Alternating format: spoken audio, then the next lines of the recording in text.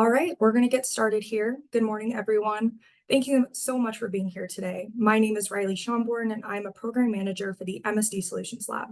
And I also lead innovation work with the Work to Zero team. Today, we're going to be starting off our quarterly TechHub Marketplace webinar series, and we'll be discussing building the business case and understanding ROI. Today, you're going to be hearing from our two panelists from Compliance Quest and Life Booster. They will be discussing their expertise on building the business case and understanding ROI. After you hear from our panelists, you will have the opportunity to be a part of our moderated Q&A session with Verdantix. But before you hear from our panelists, I wanted to give you a quick overview of the TechHub Marketplace. The TechHub Marketplace is a searchable directory of NSC-approved technology providers. The TechHub Marketplace directly connects companies to the technology providers that can make their workplaces safer. If you're a technology buyer, please visit us at nsc.org/techhub. And if you are a solution provider, I'll be discussing how you can join the marketplace.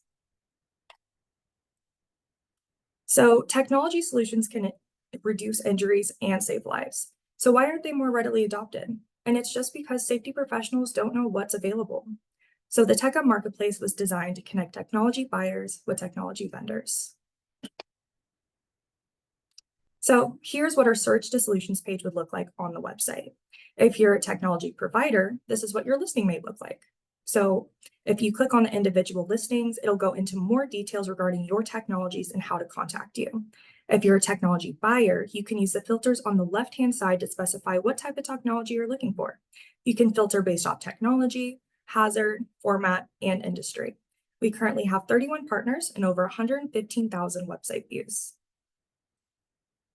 So we're going to get into our two packaging options. So we have first is our basic partner. We have a subscription model, a revenue share model, and a split model. Some of those benefits would be having an exclusive company profile, lead generation, advertising, badge and media kit, and a discounted booth and priority application for the Safety Technology Pavilion. So that is our first package, and our second option is our priority partner. So again, you have those same three ways to sign up through a subscription model, revenue share model, and a split model. And some of those benefits would be all the things that a basic partner would get, plus preferred ranking on our search solutions page that I just showed you, an invitation to our very own advisory council. You can publish case studies and videos on our insights page, and you get dedicated advertising. So for our marketing and communication objectives, we want to drive traffic to the marketplace, positioning the marketplace as the go-to source for tech buyers and users, as well as increase adoption of safety technology solutions through improved accessibility. As a priority member, you will get dedicated advertising, which includes a paid social and digital campaign and newsletter inclusions. For our current partner ads, each company has received around 70,000 impressions. You can also have the opportunity to be a part of our quarterly webinar series that will continue throughout the year. Our goal is to drive traffic to your website and give you networking opportunities. So if this is something you may be interested in or have any questions, visit us at nsc.org/techhub and complete your lead form today. You can click apply today and access that application. If you have any questions regarding this, please email us at innovation@nsc.org. Now, I'm going to be passing it over to Nathan with Verdantix, who will be your moderator for today's webinar. Thank you.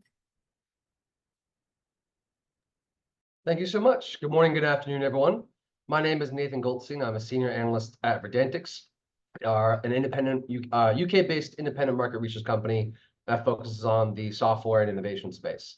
I sit within the EHS operational unit, but our coverage also includes ESG, OpEx, smart buildings and resilient infrastructure, as well as net zero and climate change and ESG and sustainability. I'll be joined today by two lovely individuals. Abhinay Gajula, Compliance Quest. He's an expert EHS solutions with an advanced experienced EHS background matter with over 10 years experience. Throughout his career, he's worked with various organizations and industries to help customers realize the benefits of EHS technologies and implement robust technologies to achieve EHS excellence. He's passionate about the latest technologies that help businesses promote a culture of safety and sustainability in the workplace, and he's committed to continuous learning and improvement within the field. I'll be also joined by Sunil Moray from Life Booster. He's a VP of Revenue and a Denver-based executive with over 20 years experience in business-to-business software as a service. Joined Life Booster back in February of 2023 to lead the company's field teams in marketing, sales, and customer success. The passion for injury prevention and workplace improvement, Sunil collaborates with large enterprise clients to design and implement effective programs that leverage LifeBooster's innovative technology. He guides health and safety leaders through data analysis and risk identification, building compelling business cases, and demonstrating the ROI of organizational-wide deployments. These efforts are closely tied to his customer strategic objectives.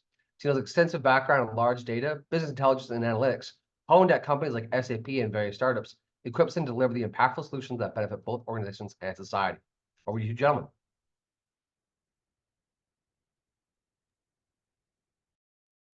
Thank you, Nathan. Hey, hi everyone. Again, this is Abhinay from Compliance Quest. I'm a solution engineer. Today, let me share my screen.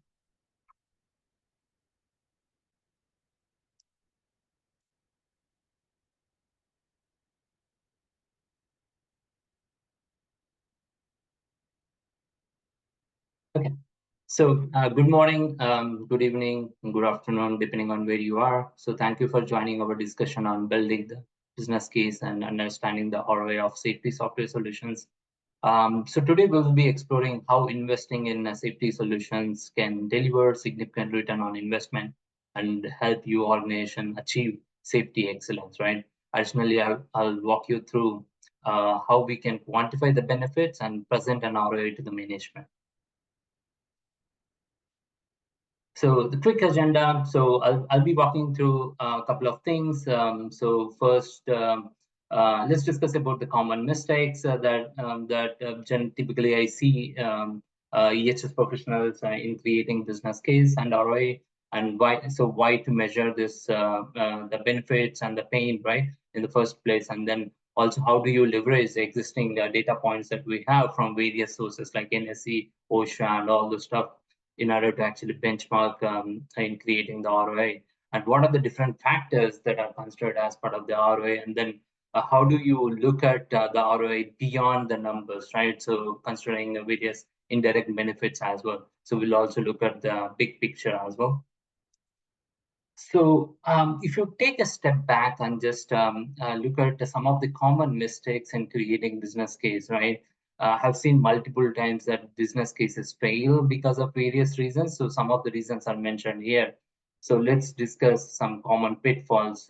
So the first reason could be overlooking stakeholders alignment. So this means that, so let's say, you know the budget holder and you are talking to the particular person who is like a CFO or CEO or even operational persons. So depending on whom you are talking to, you need to make sure that you have a narrative that aligns towards their goals as well, right? Like, for example, if you're talking to IT team, so they may be caring about like consolidating all the systems and having one system, right? And that saves a lot of time and money for them as well, right? If you're talking to CEO and like if the company is like implementing a digital strategy across all the locations, then you might want to link your initiative with the digital strategy as well. And then if you're talking to the HR, talking about the employee benefits and all the stuff, it's always important to have those elements as part of your business case, and so that it basically resonates very well with those economic buyers or budget holders. And then having a short-term focus, right? So not having the long-term focus when it comes to creating the business case, and even underestimating the hidden cost when it comes to the safety incident, right? So a lot of the times, like professionals only look at direct costs like medical expenses, worker compensation claims, and even penalties and fines, right? There are also indirect costs that are associated with the safety incidents, like lost productivity and all this stuff. So it's important to consider those hidden costs as well, so that it gives you a true picture and also talks about the overall pain, quantifying the pain as well, right? And then underestimating the compliance impact, right? So a lot of the times, if you don't comply with a lot of regulations out there, so obviously we know that like we're going to get penalties and fines from various regulatory bodies. So it's important to consider that aspect as well as part of the business case. And then not able to quantify the pain, right? And also not able to quantify the benefits. That's another, right? So it's important to quantify them so that so numbers does not lie, right? So management would always care about like what's in it for them, right? So is it a cost savings? Is it a cost avoidance? Is it like a revenue generating thing, right? So that's important. It's important to actually quantify the pain and quantify the benefit as well. And then neglecting the benchmarking. So there are a lot of statistics out there. So failing to use industry benchmarks to validate and strengthen the business case is another key common mistake that I have seen. So addressing these issues ensures a robust and credible business case for safety software. And when you go with the proposal to implement a safety technology, right? So especially safety management software, you could probably hear these questions from various stakeholders, right? That's why it's important to address this and convince them measuring the value of it, right? So that's why it's like measuring ROI helps prioritizing investments, understanding the alignment with business goals, demonstrating how the software can reduce injuries and ensure proactive safety. Also, it provides a clear justification for the investment and payback period as well, right? So you are investing certain amount, like how do you know that this project is going to yield results, right? When are you going to get your investment back? So that's why it's important to measure the ROI. So again, like as part of the business case, ROI is the critical thing, right? Every time you talk to various stakeholders, right? So at the end of the day, they are the one who is kind of approving the budget. You need to make sure that you are addressing 3 whys, right? So I call it as 3 whys. So why do anything, right? So because you have a problem, you are on the manual systems, you are losing a lot of time in terms of consolidating data and in terms of getting the insights, right? And then why do anything now? That's the second question, right? So create urgency by showing this number. So show the cost of delay. If you don't act now, so these are some of the things that you are going to lose, right? This is how much you are kind of losing, right? In terms of dollar value, in terms of the time savings and all those stuff. And then why do anything with them? So if you are selecting a vendor who is going to help you in terms of implementing the system, then you might want to talk about the key differentiators and all those stuff. So that's why it's important to address these 3 whys whenever you're actually creating a business case. And then the next question is it easy to calculate ROI, right? So the answer is yes and no. A lot of the times, like if you are calculating, there are certain easily measurable items like lowering worker compensation class, right? So legal fees and settlements and insurance premiums and increase in the productivity. These are easy to measure. But when it comes to the employee morale and company's image and reputation, so that's very hard, right? So then in those cases, how do you make them measurable? So it's important to have the business case with qualitative and quantitative data, right? Quantitative is something that you are going to get from the return on investment calculations, and then qualitative is something that you will have to measure and then take them into consideration as well, right? So this is like looking beyond numbers. So like I said, there are a lot of resources out there, so you might want to leverage them. So like, for example, NSC, based on their surveys, they have released various survey results, right? So like, for example, there like injury stats out there. There is a specific microsite of NSC, wherein you can find out a lot of the statistics, like for every dollar you invested in injury prevention, there could be like $2 a return, right?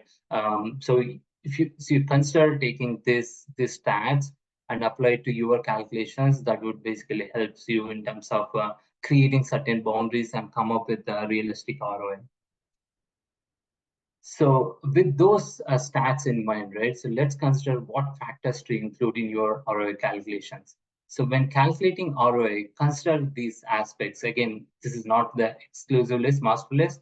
So these are some of the key aspects that you can consider when presenting or creating the ROI calculations. So existing safety system savings, if you are utilizing a legacy system or multiple systems, getting rid of those multiple systems, having unified system would basically save you a lot of cost, right? So you might want to consider them as well. The time you spend in terms of like manually collecting the data, right? So with the implementation of this new system, you could save a lot of time in terms of data collection and reporting and all. And then efficiency is gained due to the new systems, right? So once you have the system implemented. So you could see a lot of efficiency in terms of, like, for example, investigating the incident, right? Getting the insights out of it, and ability to manage certain processes, right? Streamline processes across various sites and all the stuff. And also consider average annual salary of site and corporate safety. This is more important for the calculation of ROI, especially when you're trying to quantify the time savings, right? So you could multiply that time savings into the hourly cost so that you get the dollar value, and then time savings in analyzing the data, and then claims cost savings due to reduced incidents. So it's already proven that having a safety technology, a safety software solutions in place basically helps in reducing the overall incidents and claims cost, and savings on penalties due to increased compliance as well. This is something that you can also consider. So all this can be inputs for you to calculate ROI, and then ultimately you would end up actually coming up with return on investment, right? So this is in general shown in terms of percentages, right? And then in order to create the urgency, right? So why do you need to invest, right? So on these kind of solutions. So you should always show cost of delay. If you don't react now, this is how much we're going to lose per month or per year. And then equating that one to the revenues is another important thing. So in the past, I have seen, like, I worked with a biggest tile manufacturing company in the past in order to create the business case and create the ROI for the management. So in that case, in that project, so the CFO was budget holder. He is the one who is going to approve the budget. So then our champion, the EHS professional, basically created the ROI and like to help us as well in terms of creating the ROI. And interestingly, he showed the dollar savings and the net savings, and equated that to the overall sales as well. Hey, look, in order to gain this, like, so in order to save this money, you will have to actually sell this many times, right? So equating that to the overall sales also important. That creates an urgency as well. So then you can have your business case successful. So these factors help quantify the financial impact and justify the investment. And like the last thing, you can also show the payback period as well. So you can get money in like 1 year, 2 year, or 5 months, depending on the investment that you're putting down, and also the value that you are going to get, right? So next, so with all these factors, right, there are various methods of calculating ROI. But again, so there's a simple table that I created for you to easily understand. So this kind of like I took example. So first one, if you look at the efficiency gains at corporate sites, right? So like I said, you can take the average savings that you could achieve with the implementation of solutions, EHS solutions, and then you can multiply that one with average salary. Then you could get efficiency gains. Similarly, cost avoidance, right? So with the implementation of solutions, you can avoid cost, like claims, reduction in claims cost, right? Reduction in penalties and all. So depending on the percentages, you can actually multiply that one with the previous values. So that could give you the overall benefit in terms of the value as well. And then cost savings, right? What are the productivity gains that you can achieve because of increased safety culture, right? So then you can also consider that and multiply with the percentages. You could get the value as well. So cost avoidance, cost savings, and then you can also think about IT cost savings, right? So let's say you have multiple systems, and then you're getting rid of those multiple systems and having one integrated solution that can help streamline the EHS processes across the sites. So then you're eliminating multiple systems, right? So you must be paying a lot of money for those systems as well. So instead of having multiple systems, you are having one integrated system. So that comes as part of the IT cost savings as well. So you can include that value as well. And then also consider how much you are going to spend on the system, the new system, right? So a lot of the times you see the vendors charging implementation fee, which is one time, and then annual cost, which is like kind of an annual basis, right? There could be a license cost, support, and training, and all the stuff. It's important to take that into consideration as well. and then come up with the net savings, right? The overall savings minus the investment that they're putting on the new system will result in net savings, right? So then you can easily calculate the return on investment. So the formula here is like consider the net savings, divide that by software investment, and multiply that one by 100 into 100. So then that gives you the overall return on investment. So here in this case, I showed like 140 percentage. So then we also talked about cost of delay, right? So in terms of like showing the cost of delay and create the urgency. So if you look at this one, so multiply the overall net savings by like, if you're showing in monthly basis, then multiply by 12. If it is annual, just take it as is of net savings, right? So you could have this table like spread for like next to 5 years as well. But in order to actually simplify this and show some calculations, I included annually. But like typically we have seen a lot of the EHS professionals showing like 3-year period, 5-year period, right? So then net new equivalent revenue equivalents as well that can be considered by considering the profit margins as well. And then ultimately show the payback period. So hey, look, if you invest right now, you're going to get the return within months or years. Then that could basically create a compelling case and justify the business case, and ultimately help you in terms of getting the budgets, right? So these are some of the numbers that you could show to the different stakeholders depending on who they are, right? CFOs, CEOs, and all. So numbers does not lie. So you can always show these numbers and tell them that, hey, this is how much we are losing if you don't react right now, right? So that's important. That ultimately creates an emergency and help you in terms of getting the budgets. So if you go beyond ROI, right, beyond just numbers, right? So let's see how software delivers broader ROI, right?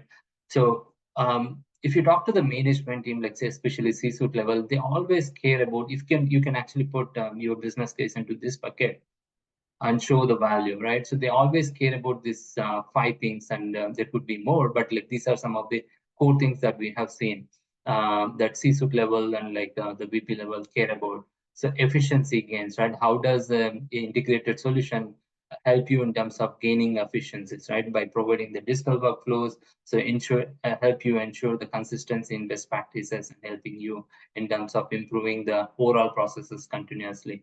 And then cost avoidance, right? How can you implement the solution in such a way that you can actually achieve some cost avoidance? Then like, so you can show the reduction in fines and penalties and like lost time injuries, legal costs and all this stuff. And then when it comes to cost savings, right? Operational costs and productivity gains and reduction in insurance premiums. So these are some of the cost savings that you can show. And then risk management. So this is hard to quantify, right? So there are 3 types of risks that you can always include as part of your qualitative information as part of the business case, right? So reputational risk, operational risk, right? And then compliance risk. So this can be included as part of this. And ultimately these days, everybody talks about ESG. So that's another aspect, right? How can you track all the KPIs and help your like sustainability team and ESG team gather all the inputs from the system and disclose those metrics to the external by utilizing various frameworks. So these are some of the things that you can actually show beyond just numbers, right? So and then again, ultimately you can actually achieve success in terms of getting the budgets.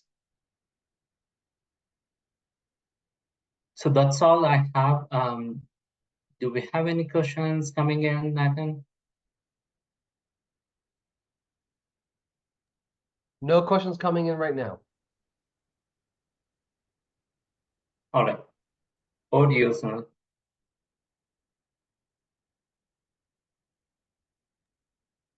Hi. Hi, everyone. Abhinay, could you stop sharing so I can start?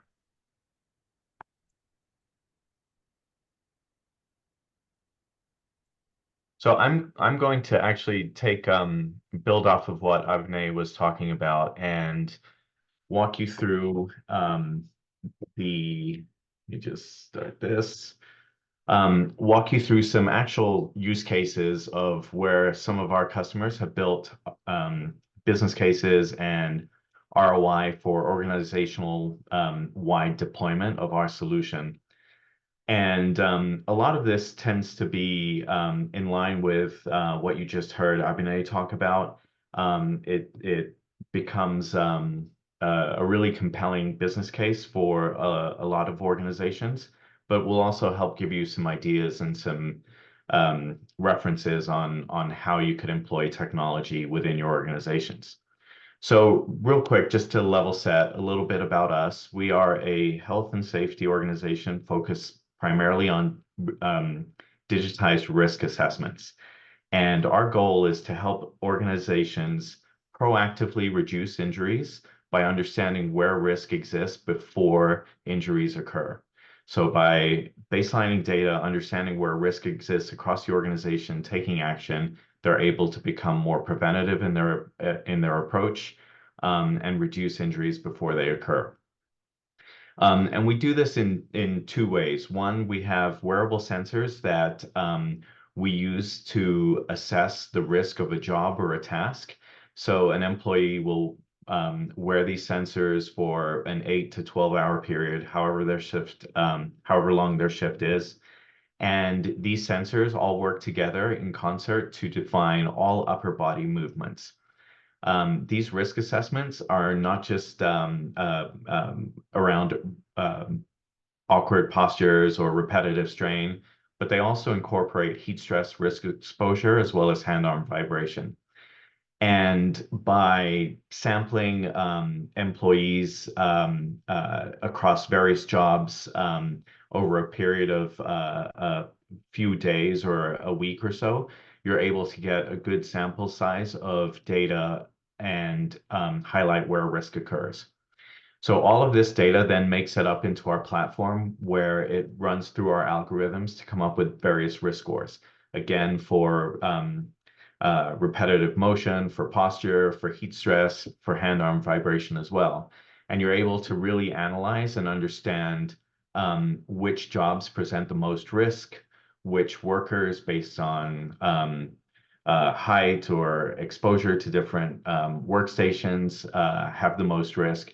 And it gives you a really clear picture of high, medium, and low risk jobs, tasks across all of your different facilities, locations, especially now as we approach the heart of the summer, where heat stress can be affecting workers in key roles. And the culmination of this, it aligns very much with our customer strategic objectives. So when we enter into any engagement with a customer, we try and understand what their goals are, what their strategic objectives are related to health and safety, and build programs around that. And the three that you see here on the left, injury reduction, cost reduction, and continuous improvement, are the primary goals that we see in pretty much every engagement. And this has led to us being able to help our customers achieve a 78% reduction in injury risk, a 90% improvement in operational efficiency, and a turnaround, a cost offset of a payback period of less than a year. And I'll go into examples specifically with customers on how they achieve these. So the first example I have here, and I apologize, there are a lot of words on this slide, but I figure that a lot of you will take these away. So I wanted to make sure that you had the details that go into this. But essentially, Cargill is on a really long journey to, one, baseline risk across their entire organization. So when you consider just the protein department, which produces turkey, chicken, beef, etc., there are thousands of workers, hundreds of thousands of workers globally that perform various jobs and tasks. And they set an internal mandate to collect PDDs or JHAs, if you will, for every single job and task. So over a period of 3 years, they tried to get accurate, detailed information for their 3,000 plus tasks just within the protein group. And because of the level of detail that they wanted and the traditional method, which is to actually observe the employee, calculate the body postures, etc., it proved to be pretty impossible for them to capture that much data for that many jobs and tasks. So we helped them through technology scale the collection of data, and within 10 months, we were able to complete over the 3,000 PDDs for them, which represented a 615% improvement in operational efficiency. So when you consider the amount of time that it takes to do a one-to-one assessment, whether you're using your phone to capture video of an employee, or if you're using a traditional pen and clipboard, I guess it's transitioned to Excel by now. But those time savings and your ability to scale and conduct that level of detailed assessment is is near impossible. So by having technology do all the work, do all the calculations, and surface up the data, they're able to ingest that information directly into their repository for PDDs, and saved a total of 1,400 manual hours. So going back to Abhinay's slide, this would fall in nicely with the operational efficiency checkbox or part of the total ROI calculation. Another example is Keurig Dr. Pepper. And this is on the Keurig side, so they produce the coffee pods that many of us are familiar with. They baselined at one facility all of the jobs and tasks performed. It took a total of about 3 months. We collected almost 2,000 hours of data. And just in data collection, again, we were able to achieve operational efficiency, saving them 2,000 hours worth of manual work. But more importantly, the information that was available within weeks of beginning the data collection allowed them to implement some quick controls. And this was primarily around job rotation.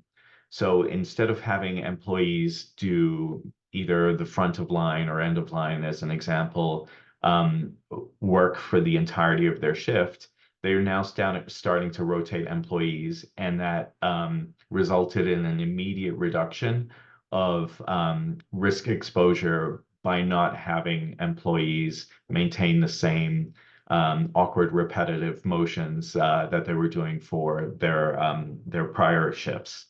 Now, this is the first step that they took in analyzing the data that they collected over 3 months. And there are many more controls to come, which will also impact and help drive down that exposure to risk over time. So from one sampling, there's a number of different risk controls that can be implemented. And this was just the first one. And obviously, this control, job rotation, is a quick win, very minimal amount of investment, minimal amount of disruption to the process. And one of the things that KDP did was they kept an eye on production values to make sure that there was no drop in production in producing the K-Cups. And they actually saw a slight increase in production because the body was fresher, moving from one job or one task to another. Our next example is the Digital Innovation Group at PepsiCo.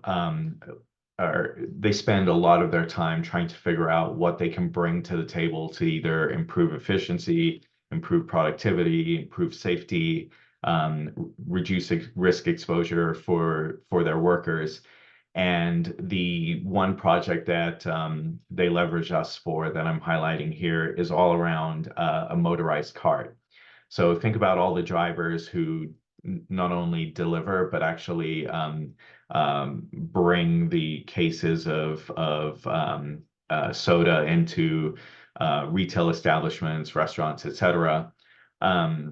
These drivers typically used a manual cart before this motorized cart that the digital team wanted to introduce. So we collected almost or just over 250 full day assessments. I believe over 8 different driver routes, 4 different driver routes. And we did this as a baseline using the manual cart. They then introduced the motorized cart, spent a couple of weeks training the drivers on how to use it effectively. And once they were all up to speed, we then assessed again and measured the risk using the motorized cart versus the manual cart. So here's an example where a before and after project of significant investment in a piece of equipment had a tremendous impact on risk reduction. We saw a 10% whole body risk reduction between from using the motorized cart. Now, what's interesting about this was that the risk to the back and the shoulders was a lot higher using the manual cart. So if we are looking at individual joints, I believe it was the left shoulder and the back had a much higher risk reduction than the whole body, but an overall 10% risk reduction in the body. This helped them justify the purchase of these motorized carts, which they're now starting to roll out to other sites. So again, another great example of leveraging technology here to achieve the ROI and business case to purchase a piece of equipment to drive down injuries at an organization. And lastly, the one I wanted to highlight is really cost offset. So WestRock has, like many organizations, have MSD and soft tissue injuries occurring at their plants. There was no sort of rhyme or reason to any of this, and they wanted to bring in technology to understand where this is happening, how they can get ahead of it, how they can really bring to the table either solutions, training, new equipment, all of the above to understand how to offset some of these injuries. So we came in, we baselined a number of their jobs and tasks at a facility. They realized that with the data, they could probably eliminate 1 job per site per year. That 1 injury would result in a cost savings of $111,000 for them. And they believe they can achieve this over 6 months.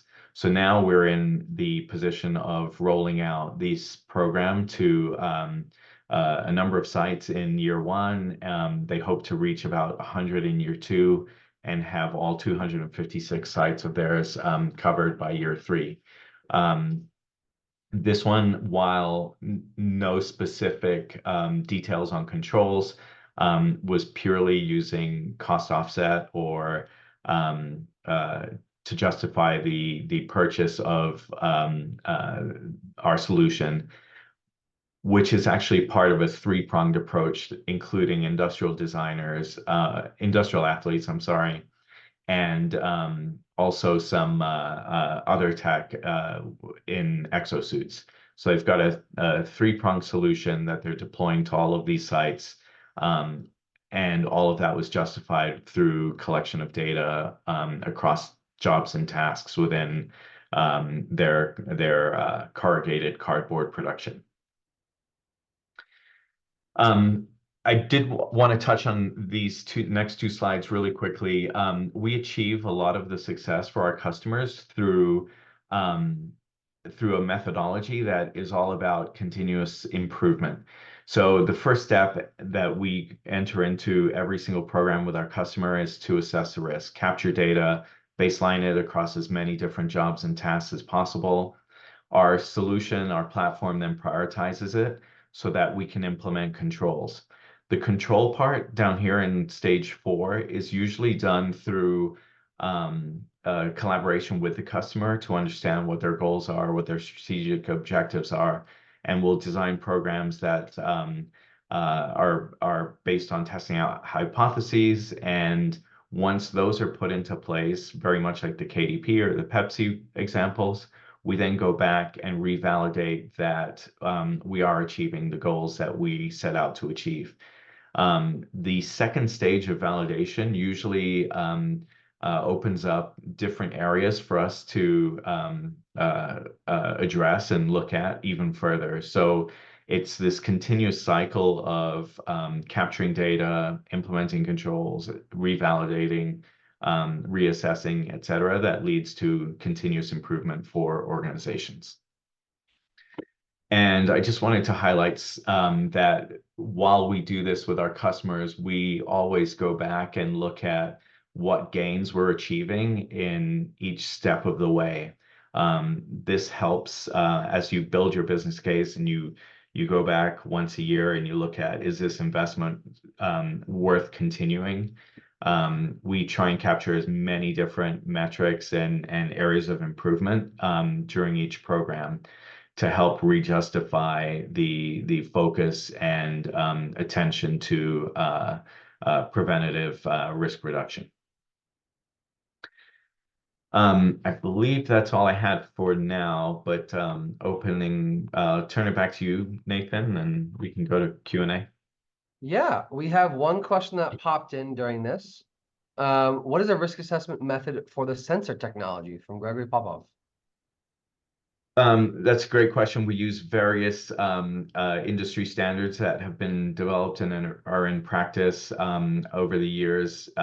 We've got this all documented on our website. Different standards for different types of risk exposure, whether it's heat stress, whether it's upper body movement.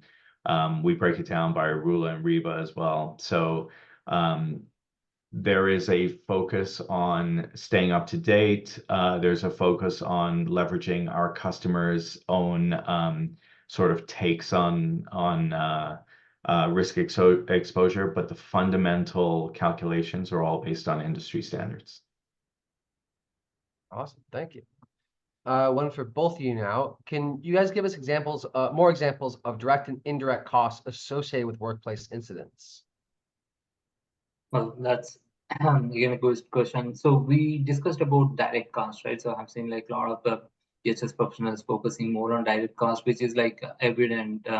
Some medical expenses related to injury, worker compensation claims, and settlement fees, penalties, and all the stuff, and including even property damage if there are any, right? So those comes under the direct costs, and the indirect costs are more. It's very difficult to calculate, but again, like you'll have to calculate in order to get the true picture, right? So lost productivity due to the incident, right? And the training and replacement that you need to do in order to actually have the job done.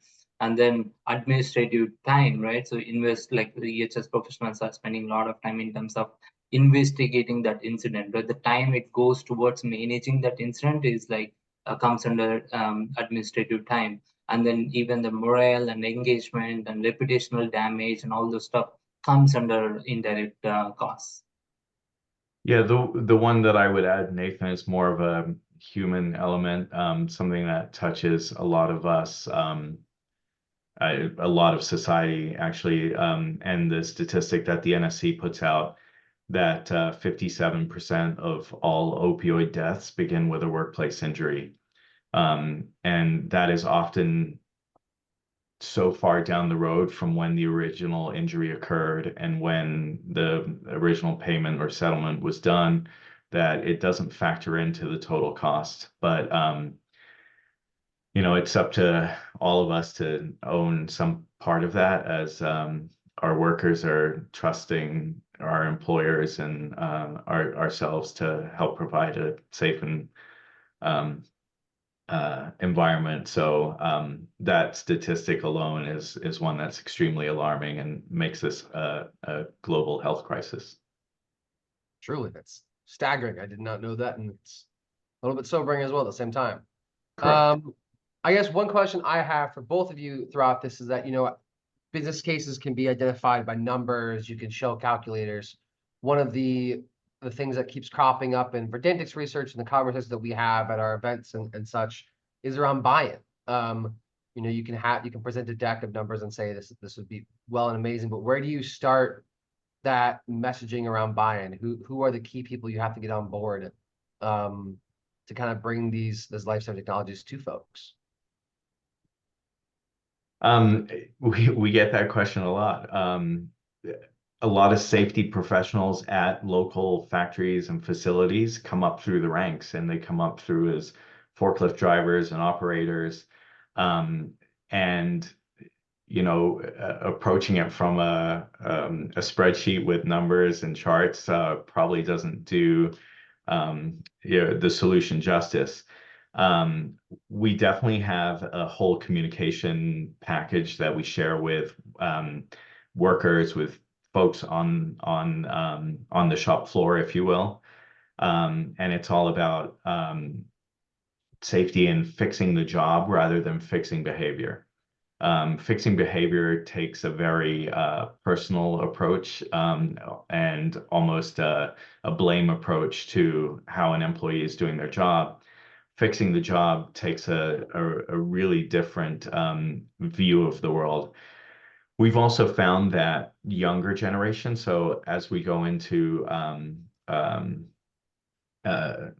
as we experience a lot of turnover and new younger folks entering the workplace, they're so used to technology. They're so used to understanding that technology just gives them data and they make decisions on it, whether it's, you know, looking at their smartwatch, tracking their running, their cycling activities, etc.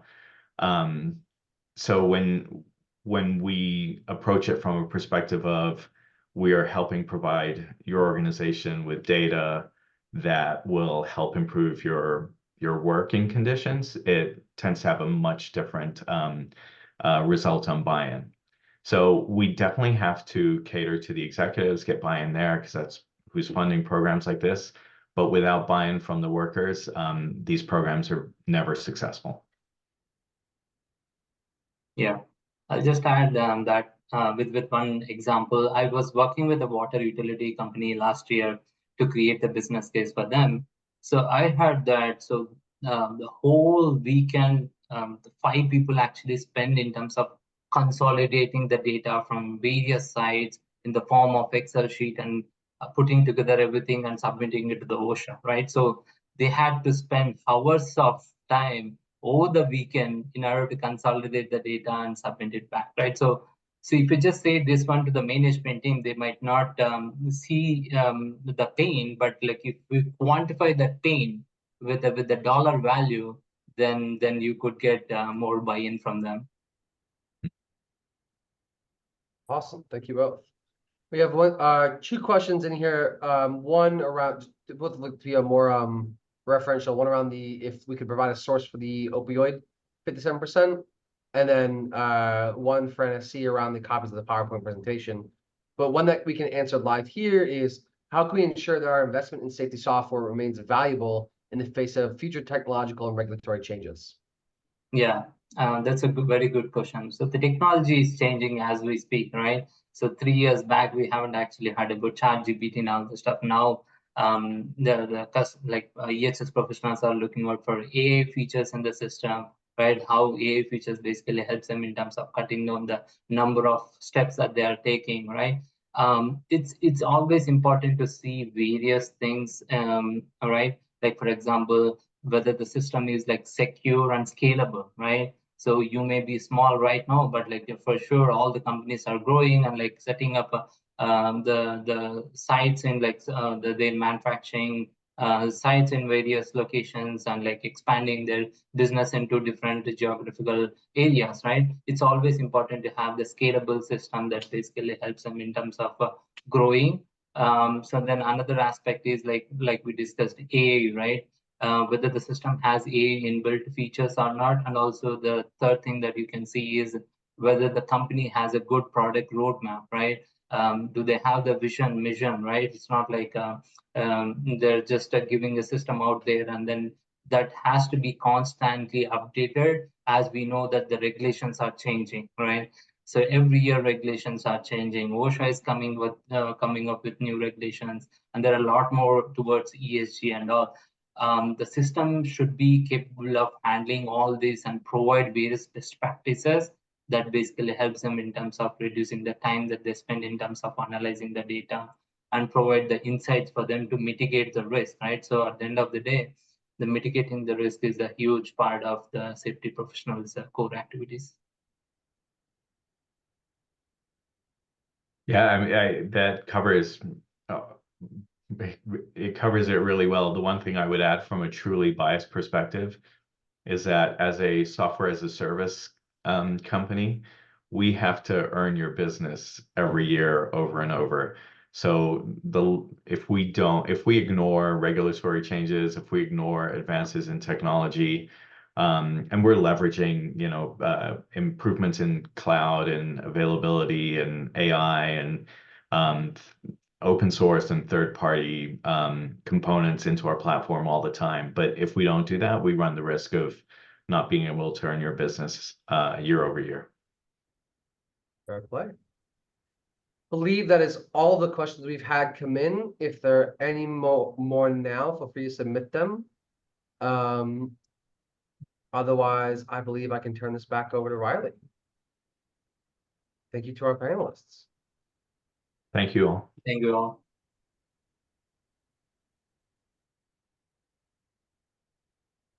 Right. Thank you so much for that insightful Q&A. And again, thank you so much for attending the series on building the business case and understanding ROI.